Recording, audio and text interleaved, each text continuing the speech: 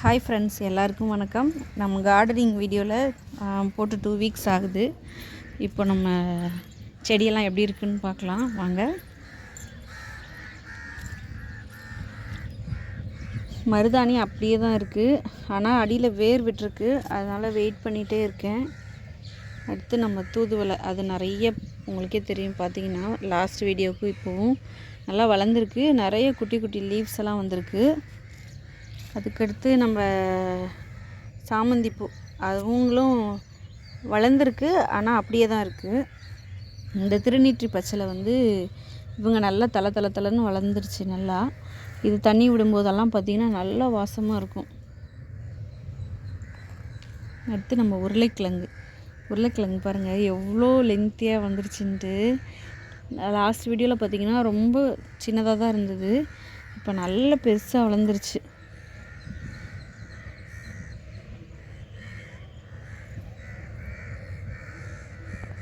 ஆனால் இலையெல்லாம் பூச்சி வருது.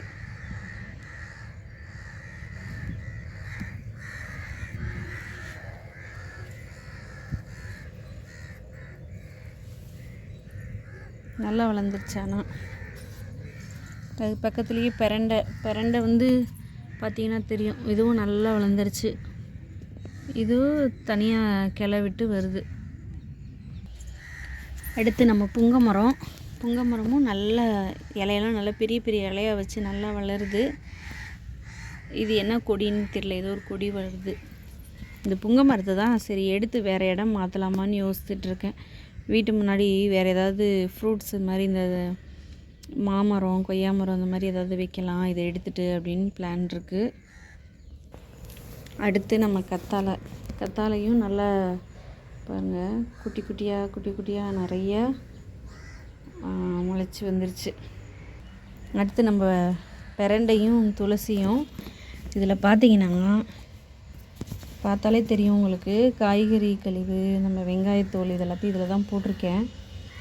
இதில் பாருங்கள் இது என்னன்ட்டு. ஒரு நாள் லெமன் ரைஸ் கிளறிட்டு எலுமிச்சம்பழத்தை புழிஞ்சு விதையை உள்ளே போட்டிருந்தேன்.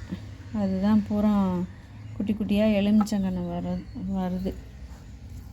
இது உங்களுக்கு ஏற்கனவே தெரியும், 2 வீடியோவில் போட்டிருக்கேன். கருந்துளசி, நார்மல் துளசி.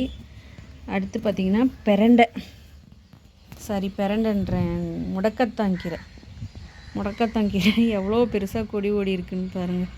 இது கயிறு கட்டி மேலே இதில் ஸ்டேர் கேஸில் கம்பியில் மாட்டி விட்ருக்கேன். நல்லா கொடி போடுது. நல்லா படர்ந்துச்சுன்னா நம்ம இலையை பறித்து அரைச்சி தோசை ஊற்றி சாப்பிட்லாம். அடுத்து நம்ம கற்பூரவள்ளி நல்லா நிறைய வந்துருச்சு. அது கொஞ்சம் உடச்சி விடணும். அது கூடயே நம்ம பெரண்டை வச்சுருக்கோம்ல, பெரண்டையும் நல்லா தளர்ந்து அதுவும் நல்லா கொடி ஓடுது. அதையும் மேலே போன வீடியோலேயே கயிறு கட்டி விட்டுருந்தேன். அதுக்கடுத்து நம்ம இந்த டேபிள் ரோஸு இவங்கெல்லாம் நல்லா தான் வளர்ந்துருச்சு. குட்டி குட்டியாக பூ பூக்கும். அடுத்து பார்த்திங்கன்னா நம்ம முக்கியமான இடத்துக்கு வந்துட்டோம். இங்கே தான் நம்ம வெத்தலை கொடி பாருங்கள், புதுசாக இன்னும் விட்டுட்டு. இங்கே கீழே 4 இலை இருந்துச்சு. ஃபஸ்ட்டு வாங்கும்போது 4 இலையோடு வச்சுருந்தேனா, அந்த 4 இலையும் பழுத்து காஞ்சிருச்சு. அதை கட் பண்ணி விட்டுட்டேன். இதெல்லாம் புது இலைகள் தான். அது போல் கீழே வச்சுருந்ததுலேயும் புது இலை தான் அது. இது பார்த்திங்கன்னா நம்ம மிளகாய் செடி ஒரு 2 காய் இருந்தது. அதுக்கப்புறம் 2 காய் காய்ச்சது. அப்புறம் வெறும் பூவாக கொட்டிக்கிட்டே இருந்தது. இப்போ திரும்ப நிறைய கிளை விட்டு நிறைய பூ வச்சுருக்கு. இந்த தக்காளி வரவே இல்லை, அந்த நாற்று அப்படியே இருக்குது. கருவேப்பிலை அவங்களும் அப்படியே தான் இருக்காங்க. இந்த ஜாதிப்பூ பூக்குது. முன்னாடி இருந்த அளவுக்கு பூ பெருசாகலை, பூ சின்னதாகுது. இலையும் காயுது, ஆனால் அப்படியே இருக்குது.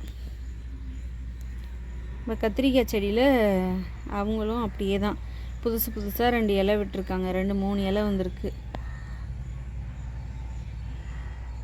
மணத்தக்காளி கீரை அவங்களும் அப்படியே தான் இருக்காங்க. நானும் இந்த மாதிரி இந்த காய்கறி கழிவு, வெங்காயத்தோல் இந்த மாதிரிலாம் ஊற வச்சு கரைசலை தண்ணியை எடுத்து செடிகளுக்கு ஊற்றுறேன்.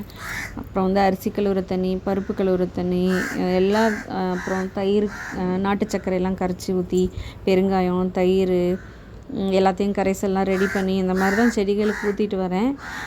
கொஞ்சம் கொஞ்சம் இம்ப்ரூவ்மெண்ட் இருக்குது. ஆனால் இனி கொஞ்சம் நல்லா வரணும்.